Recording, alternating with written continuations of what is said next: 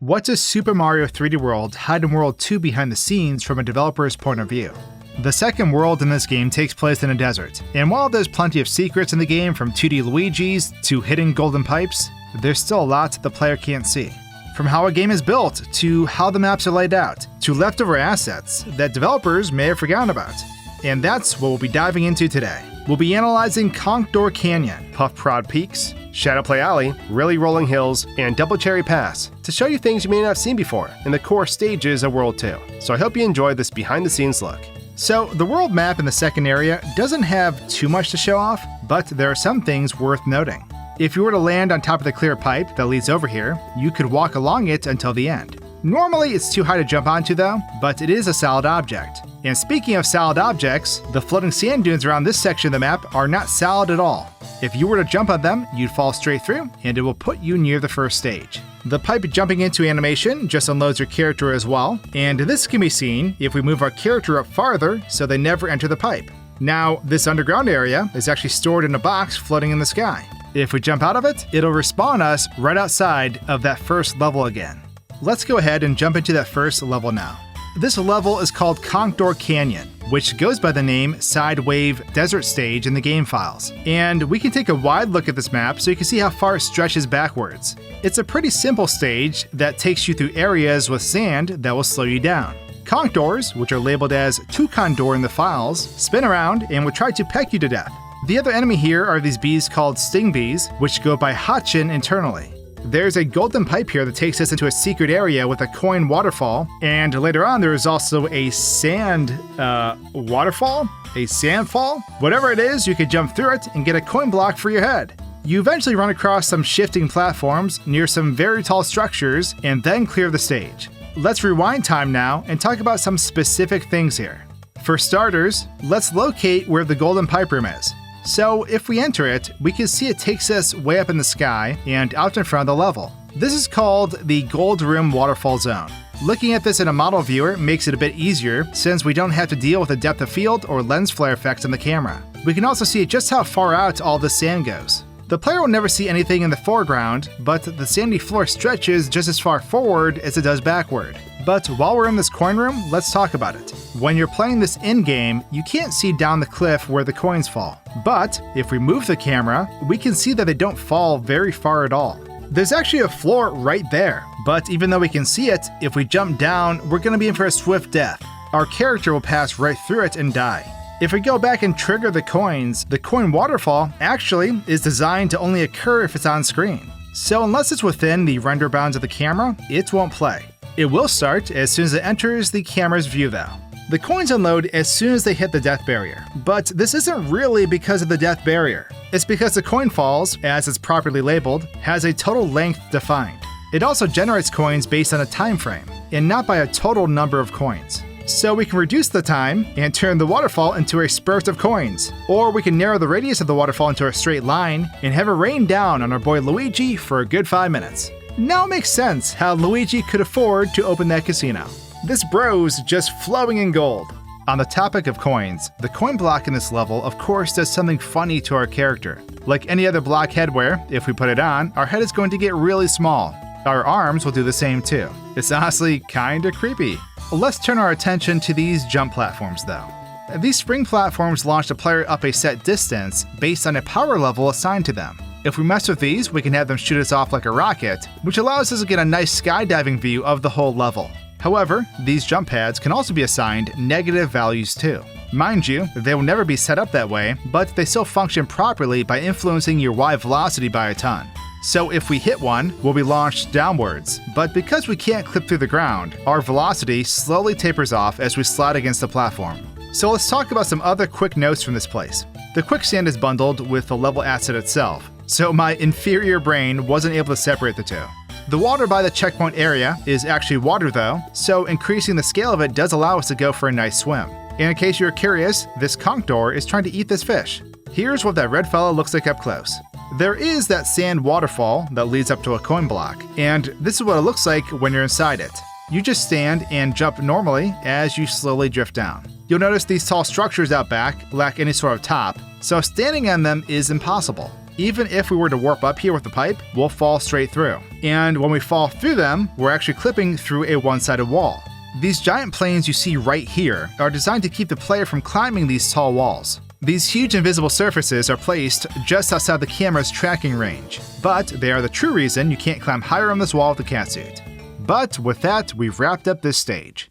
Learning how games are made is honestly a lot of fun, but it's also fun to make games yourself and share your creation with others. And with Rec Room, the sponsor of today's video, just launching a Nintendo Switch for free, you have the ultimate sandbox tool to bring your creations to life. Rec Room features crossplay, so you can play with others from around the world on Apple devices, PlayStation, Xbox, PC, Steam, and all other major VR platforms. Just pop in a headset to voice chat with friends and jump into an official game room, tons of player-made ones, or take a spin in making your own game room. As a game developer myself, Rec Room offers a really robust creation system for people to design their own worlds and games. You can then invite other players in to give it a whirl. There's tons of things at play, and lots of amazing custom-made experiences from other players, like the spooky one. Why is it so dark in here? So scream with your friends, or light them up with paintballs. The choices are quite honestly endless. And it's a blast to hang out with your pals and customize your own avatar. You don't need a Nintendo Switch Online membership to play either. So jump into Rec Room for free today by clicking the link in the description below. And a big thanks to Rec Room for supporting me as a game developer and content creator. Onward to one of the next stages, Puffprod Peaks. This stage is called Touch and Mic Stage within the files, which totally makes sense since it introduces platforms that must be raised by touching the Wii U gamepad and fan platforms that respond to you blowing into the microphone. You start off within this quilted world running along a cliffside, and after the second set of collapsing platforms, you'll find a warp box hidden within a hole you can open up. This grants you a stamp, and up ahead is a green star atop a cliff you must scale using the boxes to help you. Unless you have the catsuit, that is. A warp box then takes you over to the second section of the quilted level, where you'll utilize touch walls and lift mic blocks in combination as you make your way alongside this new cliff. You'll have the option to jump into a cloud for another green star, alongside grabbing the third down below in this section. After some touch wall stairs, you'll reach the goal. Taking a look at this map from far away, I gotta say, I really dig it. It feels like a precursor level to something you expect out of Yoshi's Woolly World, given how everything here has a plushy quilt feel. The map is split up into 4 areas, with both main quilted areas occupying the middle of the world despite being spaced really far apart, and the secret room being stored off to the left of the first zone, whereas the cloud zone is far beyond the second quilted area. The touch wall platforms here are neat. They essentially shift between 2 spots, and you have different parameters assigned to them, like their move distance, speed, and how long they wait before retracting. But nothing too exciting. Same goes for the microphone-activated fans, as they just slide along a rail-based system. However, I did find some really interesting boxes here that I don't think I've ever seen talked about before. Above each of the quilted areas, you'll find a quilted cube high in the sky. The purple cube is out of bounds technically, whereas the pink cube is directly above a playable area of the level. These cubes are not separate objects, and are baked into the level geometry itself. Of course, I wanted to try to get up to them, and at first, it was a bit futile. I used the level's warp box to teleport up there, but I would keep falling through.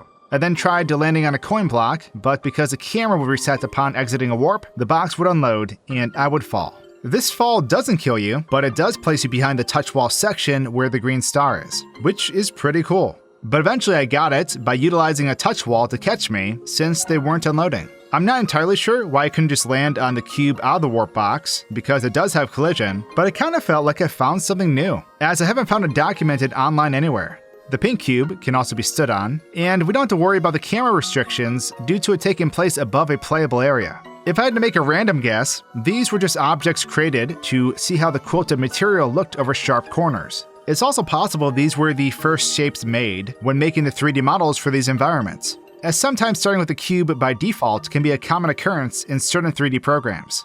I'd love to hear your guesses or insight down in the comments though. Moving back to earlier in the level, if we were to move the warp box that leads to the secret location, which that room is called Touch and Mic Bonus Room Zone. Anyways, if we move the box, we could fall down here and just chill. The wall will close in on us, but we can open it and climb out as long as we have the catsuit. I also guess wall kicks will work? Get it? Another oddity of this level is there is a misaligned area clipping out the back of the stage. This protrusion could be argued to be a section of the front of the stage sticking out the back, but trying to trace it back made me realize it wasn't really connected to anything. Maybe I'm just losing it, and it is, but it didn't look like it. So I thought I'd show it off. In between the walls of the stage, we can find the stretched textures of the quilt material that turns into horizontal stripes. It looks neat, and it's something a player can never actually see. Back in World 1, I moved the cloud area into a level, but here, I just got curious about the star. If you hit it, and the star falls off the cliff, it will just continue to fall forever, and nothing but time will stop it. Something I didn't point out when I was in World 1 though, was that the flowers and plants in this game are often timed to the music. They can dance and bounce to the beat, and will even react when you're running out of time and the music speeds up. But with that, we've wrapped up this stage. Next up we have Shadow Play Alley, which goes by Shadow Tunnel Stage in the files. This is an underground dungeon level where the player will make their way through various enemies while utilizing a carryable piranha plant that can eat tons of things in its path. It's basically a stand-in Yoshi. We'll come across the middle section of the map, which has us explore a tunnel via a shadow only, which is where the level derives its name from. Afterwards, we can encounter the shadow of a big scary Bowser that turns out to be made of wood, which can easily be toppled over for a star. Another star can be found earlier on via a mystery box behind a wall of blurkers, which go by the name Moa Moa internally. We end this stage by taking a door outside to a vast desert where the goalpost awaits. So if we zoom out, we can see that this is what this map actually looks like. The underground area is in the center, and we have the secret room way off to the left. The final goal area is stored off to the right, and the desert itself creeps under the map.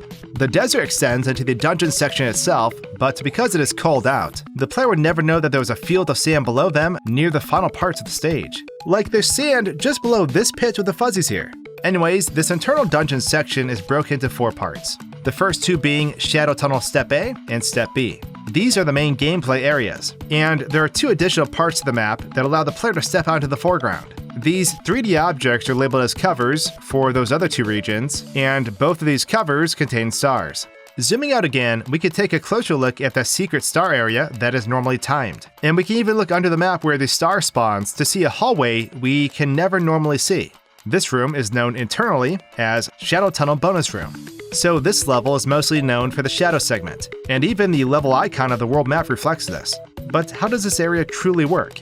Well, you may have noticed in some of the zoom out footage, but when the player goes through this door to enter the shadow area, they are moved way out in the foreground. Strong lights blast the back wall of shadows, but we're really just off camera and moving through an environment blocked off by invisible walls and black textured structures. Each of the objects in this area have their render bounds extended so that the camera will still keep them loaded in despite them not being in the view of the camera itself. If we add a wooden Bowser over here, which we'll talk about again shortly, you can see it will only cast a shadow if it's on screen, which is how a normal object would function. But this area's objects are different, given they persist outside the camera's typical culling range. I mean, I'm not surprised at all it works this way, but I gotta say it is still jarring to see this given how many times I ran through this game with friends and never really knew for sure. So the piranha plants here are called Pacoon Flower with Pot, and they can pretty much defeat majority of the enemies here. I'm not going to go into an extensive list of enemies that can be defeated by this chomping fella, but there is a video by a fellow YouTuber named ZXMany that tested out all the outcomes. As you can imagine though, the developers really only extended limited consideration to enemies that were in the same levels. And although this one's a bit obvious, given they move on a clearly visible path, this is what the fuzzies look like behind the scenes. They have 4 points they can move between, and the direct lines between those points are the paths their movement follows. Fuzzies also go by the name Churrobon internally in the game. Let's talk about the wooden Bowser now. So this object is called Koopa Signboard, and this wooden Bowser is actually set to a 1.5 scale. So this object never appears at its actual size. It's always 50% bigger than it's supposed to be. Here you can see it at its normal size compared to the unscaled variant. If this object is rotated and placed, it'll spawn in standing upright, but when it's destroyed, its pieces will then be rotated. There are metal hinges on the back that can briefly be seen when it falls over. Also, any copy of the Koopa Signboard that's defeated will spawn the star with Captain Toad, but only when Captain Toad is being rendered by the camera. So if we place one in during the shadow section and defeat it, the star won't spawn until we walk over and get Captain Toad in our sights. Defeating multiple Koopa Signboards will not spawn multiple stars. So some last quick notes on this level. The doors here work as you probably can imagine. When the player steps through them, they instantly teleport to the other location, and thus vanish in an instant. Also, this final goal area has a building on it, and the back of the building does not exist, given the game's camera cannot rotate that far. Next up, we're heading into level 2-4, which is appropriately named Really Rolling Hills. The internal name for this level is Rotate Field Stage. In this level, you'll pass through an outside area full of rotating hills of all different speeds and sizes. The first green star is not far from here, as you can find it atop this plateau near the start. There's a Mario switch here, which will give you a stamp too. We then enter a pipe, which takes us into an underground area full of more wheels, and we'll have 2 stars to collect in here. Up top there's a pile of coins we can grab, and down below we'll find a green pipe that'll take us into a room called Rotate Field Do Re Mi Zone, where we'll need to light up all the floor panels for a star. An appropriate name for a music-themed room. After exiting, the last star can be found down below these wheels, and after taking the pipe back up, the level will be completed after a second pipe takes us to the goal area. Now, I've been a bit excited about this level given the rotating hills. If we take a look under the ground, we can see these hills fully visible, and I guess at this point, they might as well be earth wheels. Some are solid, some are hollow, and some giant ones are like fake hollow. We can spot Luigi on this big one underground. This bright lighting effect you see right here is unfortunate, as it's going to bug out our view in just a bit. So this level has the intro area off to the left, the big underground area in the middle, far away from the start, and the goal off to the right. Way up in the sky and in the foreground of the underground area is the secret room. We can see there is a large layer of desert sand or stone on top of the middle desert area. This material makes up the flooring in the dungeon too. And something else you can't see, way out of bounds, like really far in the foreground in front of the goal area, is an invisible wall. There's no way the player could ever reach this, but if they could, they wouldn't be able to pass through it. Not sure why it's here, but I always love finding leftover out of bounds stuff. Each of these places has different lighting associated with their skyboxes, but each area still exists while the others are loaded in. So we can take a look at this dungeon with daytime lighting that brightens it up a bit, or we can take a look at the starting area with a blood red sky, which is super sinister. Let's talk about these rolling hills now though.